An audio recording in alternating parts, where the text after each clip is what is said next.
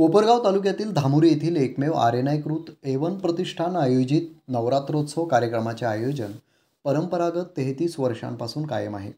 या नवरात्रोत्सव काळात विविध कार्यक्रमांचे आयोजन करण्यात येते. नुकतेच नवरात्रोत्सवाच्या आयोजन सोहळ्याच्या 7व्या दिवसाच्या सेवेच्या आरतीचे मानकरी आदरणीय मनोज पुंडलिक जगताप सो कल्पना मनोज तसेच महेश भानुदास ताजने सो अर्चना महेश यांनी मान मिळवला. या नवरात्रोत्सव कार्यक्रमात आयोजन सेवेप्रसंगी महाप्रसादामध्ये फराळ खिचडी वाटप व पंक्तीचे आयोजन सुभाष भानुदास ताजने यांनी केले होते. या नवरात्रोत्सव सोहळा आयोजन प्रसंगी दररोज रात्री 8 ते 10 या दरम्यान महिला भाविकांकडून दांडिया सोहळ्याचे आयोजन करण्यात येते.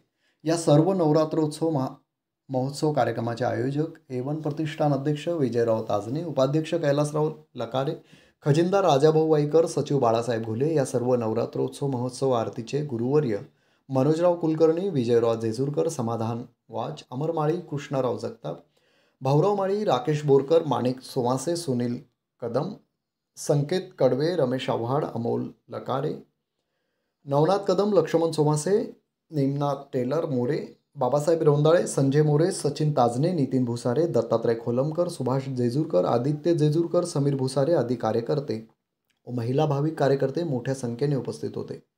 धामुरी कोपरगाव प्रतिनिधी दत्तात्रय घुले.